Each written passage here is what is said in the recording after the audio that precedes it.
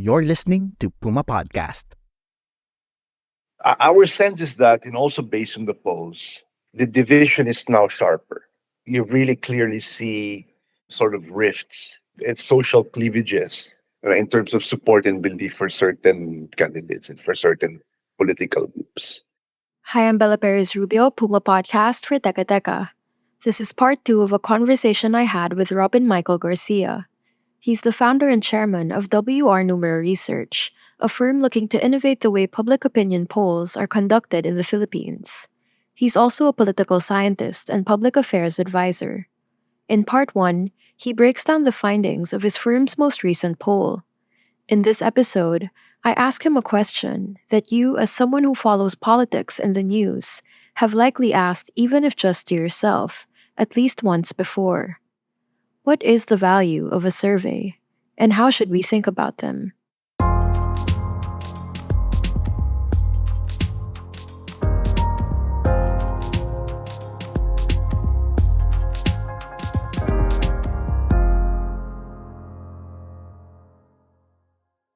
So, polling has a very important place in democratic practice and democratic consolidation. It is a voice, right? So it's a way in which you speak truth to power as well. So it's some form of activism when you describe what people really feel about certain issues. That sort of makes people accountable. So it's similar to media. I mean, that's why we publish these results, not just because we want to be famous. Actually, in the past few years, we haven't really published our results because we're privately commissioned.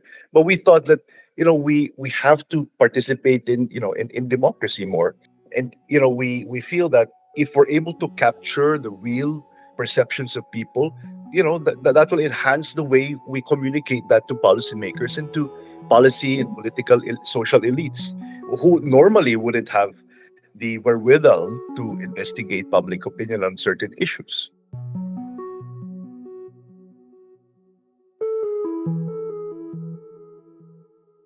And I think that in itself already speaks to the value of these polls. But maybe just to stretch that further, also for the everyday person reading these polls, how should they contend with the results? Maybe apart from, okay, it's good that my politicians know that this is how Filipinos feel. Is there something that they can do with these results? I guess when you find out about what other people think about other social issues, it might also make you understand society more. There's sort of you feel you're part of a community.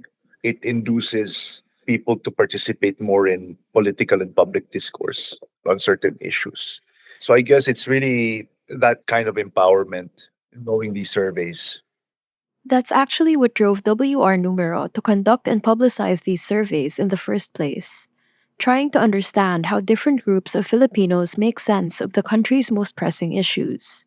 And then another finding that I found interesting was you asked people about, the left and right divide that we see in the US, and you found that that description, that dichotomy doesn't really fit us.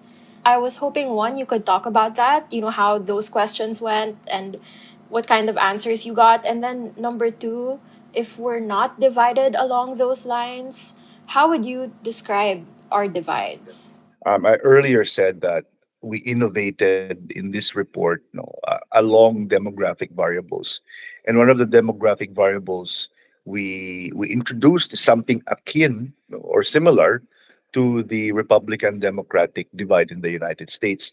Something that obviously we cannot do here, but there is some sort of emerging political categorization that we're comfortable with, which is those who voted for Bongbong, those who voted for Sarah, and those who voted opposition, broadly defined in the last election. So these are sort of the three political categories that we saw. And we wanted to capture how the supporters of each of these groups have emerged to change their perceptions in the current landscapes. A lot of them, for example, voted for Bongbong and Sara together, but now obviously they have to draw the line. Some of them are ambivalent. Some of them, decided to go for one group over the other. And so what we introduced was, people who explicitly identify in one of these groups. And we feel that that's the closest that we could get to those types of political groupings. Are there issues that you can pinpoint that, are good markers of divide in the way that they would be in the US based on this survey? Like, for example, in the US, it's so immediate, like abortion. Do we have those kinds of things as well? So no, the political categories that we created are cannot be divided along issue lines. It's not based on some policy issue. It's actually still based on personality and which personalities they subscribe to, which they believe. Of course, these political personalities now have a stake on some policy positions. So, for example, I'm only the Marcos administration is pro Chacha, and the Duterte group and the opposition group are not in favor of charter change. So there are, policy divides. But because that's the nature of Philippine politics, it's very difficult to categorize political positions along policy lines. That's very interesting because the US, it's not as though I would describe them as immune from personality politics. In fact, they have a lot of that. But would you say that we have that to an even larger degree, considering that we can't even really pinpoint issues? Yeah, definitely, definitely. I mean, it's also because we have weak political institutions, and and I'm using my political science hat now. Political institutions include political parties that have clear ideological differences. We don't have that, right? So we have a multi-party system. We've never developed sort of that Republican and Democrat dichotomy. It's something that you find in the U.S., but more and more because of many factors, including the rise of nationalism and populism, you see those ideological lines blurring as well, and that's something you can find in the Philippines too. What he's saying there is that in the Philippines, the weakness of our institutions has prevented us from being able to assess and vote based on actual issues. In theory, more mature democracies like the US should have populations that vote based on issues and their ideological beliefs. But we've seen in recent years that this isn't the case. Even in the US and the UK, a rise in nationalism and populism contributed to the election of Donald Trump and Brexit. Those movements are still going. Very interesting. As someone who has pored over these results, are we more divided than ever, would you say? Are we actually more united than it seems? What's your general take on this? Our sense is that, and also based on the polls, the division is now sharper. You really clearly see sort of rifts and social cleavages in terms of support and belief for certain candidates and for certain political groups. So something that we didn't find before. It's also because all of these groups have very sharp rhetoric. So I think that's also one contributing factor why we're seeing polarization of this degree. Yeah. Sharper in comparison to when? Would you say even sharper than when President Duterte was in power? Or do you mean before then? The 2022 elections, Dutertismo was such a powerful narrative, and there was no equally strong, compelling anti-narrative against Dutertismo. In fact, no one in 2016, no one really posed a serious challenge, and a lot of them, Maro Hasbinay, Grace Poe, were all sort of centrist, but also connected to Noynoy Aquino, and so they did not have the chance to create that very strong and sharp, compelling anti-Duterte narrative. This is what Vice President Leo Brad is being criticized for, that they never really formed that sort of assertive and compelling anti-Duterte narrative, not until she decided to run for president, which was already, at the tail end of the whole Duterte administration. Yes, she was castigated, but also you have a very strong, obviously digital machinery of President Duterte. So I guess that my answer is yes, right? We did not see the same sharpness that we see now. If you're listening to this, you can probably call to mind several people in your life who waded into politics for the first time in 2022. They fought hard for their candidate and lost.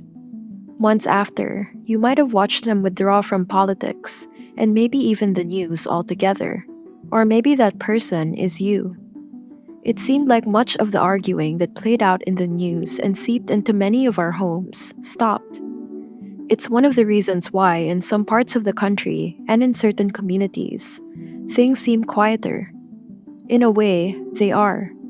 For work, I used to stay up until midnight, waiting to see if President Duterte would show for a live broadcast meeting with his cabinet.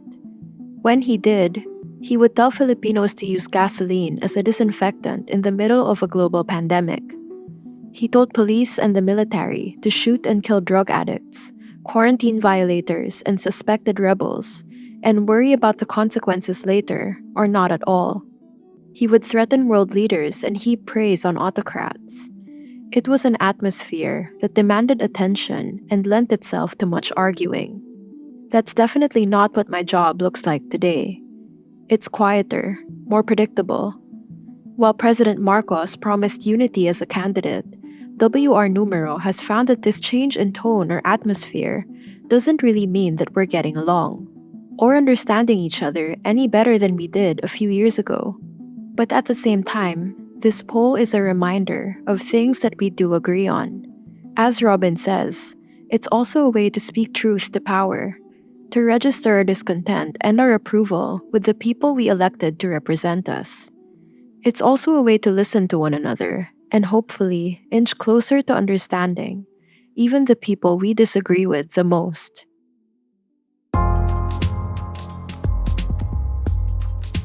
And that was today's episode of Teka Teka. Again, I'm Bella Perez Rubio. Is there someone in your life who never believes surveys? If you enjoyed this conversation, share this episode with them. And if you're listening on Spotify, let us know in the comment section what you think about polls. Also, be sure to check out part 1 of this conversation if you'd like to hear what else WR Numero found in its latest public opinion monitor. This episode was edited by Pedoy Blanco. Our executive producer is Jill Caro, and our editor-in-chief is Carl Javier. Thanks for listening.